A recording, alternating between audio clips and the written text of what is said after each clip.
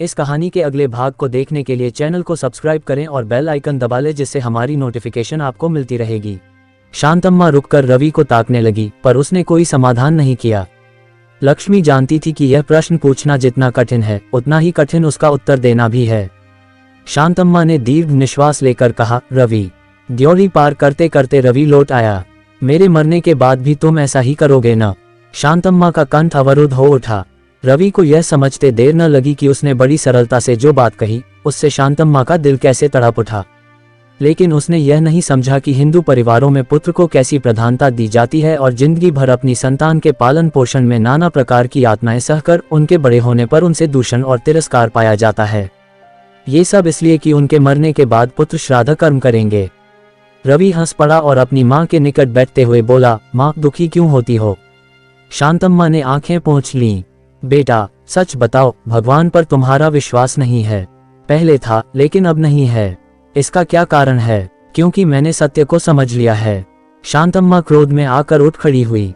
वह भीतर जाने लगी। रवि ने पुकारा, माँ तुम जैसा नास्तिक मेरी कोख से पैदा हुआ, इसके लिए भगवान मुझे कोई दंड दे तो मैं भोग लूंगी। चले जाओ। ये शब्द कहते हुए शांतम्मा अंदर चली गई। रवि को अपार विस्मय हुआ। इस बात का उसे थोड़ा मानसिक दुख भी हुआ कि उसकी मां भगवान पर गहरा विश्वास रखती है।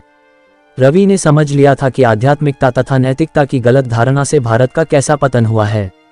ये भी उसने समझा कि ऐसे अंधविश्वासों को समूल उखाड़ फेंकने की जिम्मेदारी युवकों पर है। रवि अपनी मां के पास जाकर चारपाई पर बैठ गया। शांतम्मा ने उसकी ओर देखा, लेकिन कुछ कहा नहीं। तुम नहीं जानती हो मां, भगवान के नाम पर हमारे देश और जनता को कैसे दगा दिया गया है, रवि ने शांत स्वर में कहा। शांतम्मा ने रवि की ओर देखा। उस दृष्टि में यह प्रश्न छिपा हुआ था, किसने दगा दिया है? पर रवि समझ ना पाया। भाग्य के नाम पर गरीबों का पेट काटकर। ठहरो, शांतम्मा चिल्ला उठी। रवि मौन रह गया। मैंने तुम्हारे बाबूजी के श्राद्ध के बारे में कहा था, लेकिन भाषण सुनने की इच्छा प्रकट नहीं की थी, समझे? अब तुमसे कुछ भी कहना नहीं है, तुम चले जाओ। रवि चारपाई से उठा। मूर्खों को बदलना मुश्किल है, मन ही मन उसने कहा। शांतम्मा ने क्रोध से देखा। उसे इस बात का दुख था कि उसका लड़का शब्दों का अर्थ तक भूलकर कैसे बकता है। फिर शांत होकर बोली, मुझे कुछ नहीं कहना है। माँ के भाव से नाराज होकर वह गरज उठा, भगवान कहाँ पर है? न्याय कहाँ है? जी तोड़ मेहनत करने वालों को रोटी नहीं मिलती, धोखेबाज गुलछर्रे उड़ा रहे हैं। रवि की आंखों में आवेश या जिसे शांतम्मा ने भांप लिया, परंतु उसने रवि को गलत नहीं समझा। उसके हृदय में गरीबों की आह और दुष्टों के अत्याचारों के बीच संघर्ष होने लगा। सत्य कौन है, यही उसका अन्वेषण था। मानवों की चेष्टाओं के उत्तरदायी भगवान नहीं हो सकते। रवि तुम सत्य ही भगवान को देखोगे तो विश्वास करने की स्थिति में नहीं हो, शांतम्मा ने समझाया। रवि को आश्चर्य के साथ क्रोध भी आया। विश्वास नहीं करता, नहीं तो उनकी चोटी पकड़कर पूछूंगा, तुम्हारे शासन में न्याय के लिए दंड क्यों दिया जाता है? भले और मेहनती आदमी खाने के लिए क्यों तरसते हैं और धोखेबाज तथा आलसी क्यों मौज उड़ाते हैं? शांतम्मा अपनी हंसी रोक न पाई। धर्मया भी आ पहुंचा और रवि के आवेश को देखकर जड़वत खड़ा रह गया। हंसती क्यों हो माँ? रवि ने पूछा। धर्मया को देखकर वह सीधे बैठक में गया। लक्ष्मी ड्योढ़ी पर खड़ी थी। रवि, लक्ष्मी ने पुकारा। गुड़ कैसा होता है? मीठा। मीठा माने क्या? उसका आकार और स्वाद मेरी समझ में नहीं आता।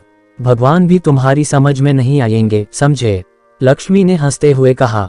वह भीतर चली गई, पर रवि इस प्रश्न को समझने की कोशिश करते थोड़ी देर खड़ा रहा, फिर बाहर चला गया। कमरे में बैठे धर्मया और शांतम्मा रवि और लक्ष्मी का वार्तालाप सुन रहे थे।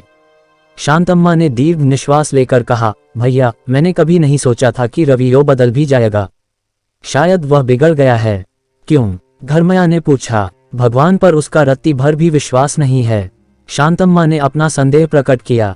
धर्मया हंस पड़ा। बहन, ये सोचकर कि हमें कोई शक्ति चला रही है, इसलिए आंखें बंद करके हम आगे बढ़ें तो पापरूपी गड्ढे तथा पुण्य रूपी टीले का हम परिशीलन नहीं कर पाएंगे, उल्टे कभी न कभी हम गहरी घाटी में गिर जाएंगे।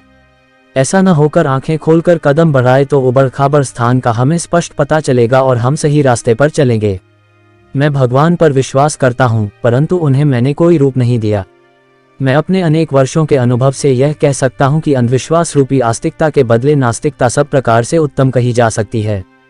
हम भले ही भगवान के अस्तित्व के संबंध में तर्क करें, तो भी जो लोग सत्य व धर्म की स्थापना के लिए व्यथित हैं, प्रयत्नशील हैं, उन्हें भगवान अवश्य क्षमा करते हैं। क्षमा ही नहीं करते बल्कि अपूर्व शक्ति प्रदान करते हैं। लेकिन जो लोग भगवान पर विश्वास करते हुए पूजा अर्चना करते हैं और अपनी भूल को उन पर थोप देते हैं, उन्हें वो कभी क्षमा नहीं करते। धर्मया ये शब्द कहकर चला गया। शांतम्मा का दिल हल्का हो गया। सामने भगवान कृष्ण के चित्र को हाथ जोड़कर नमस्कार करते हुए शांतम्मा बोली, भगवान, अज्ञान में पड़े तथा ज्ञान के घमंड में चूर लोगों को भी समान रूप से क्षमा करो। संध्या का समय था। 1 सप्ताह बाद राम धर्मया के घर पहुंचा। दीपक जलाकर दियादान पर रखते हुए लक्ष्मी ने देखा कि कोई द्वार पर खड़ा है। वह देखती रह गई। लक्ष्मी, राम ने पुकारा। जवाब दिए बिना लक्ष्मी अंदर चली गई। राम को आश्चर्य नहीं हुआ, क्योंकि वह जानता था कि कई दिन बाद आने से लक्ष्मी यही करती है। वह सीधे लक्ष्मी के कमरे में चला गया। मास्टर साहब कहाँ है? सारे कमरे में अपनी दृष्टि दौड़ाने के बाद राम ने पूछा। मंदिर गए हैं, लक्ष्मी ने संक्षेप में उत्तर दिया। इतने दिनों से उस ध्वनि में क्षोभ भरा था। तुम नहीं जानती क्या? परीक्षाएं चल रही थी ना? तुम्हारी मामी कहाँ है? रसोई बना रही है। राम कुर्सी पर बैठ गया। लक्ष्मी खड़ी रही। उन दोनों के मन में निस्तब्धता छाई हुई थी। लक्ष्मी ने एक गहरी सांस ली। राम ने उस ओर देखा। मामी को बुलाऊं? लक्ष्मी ने कहा। इस कहानी के अगले भाग को देखने के लिए चैनल को सब्सक्राइब करें और बेल आइकन दबा लें, जिससे हमारी नोटिफिकेशन आपको मिलती रहेगी।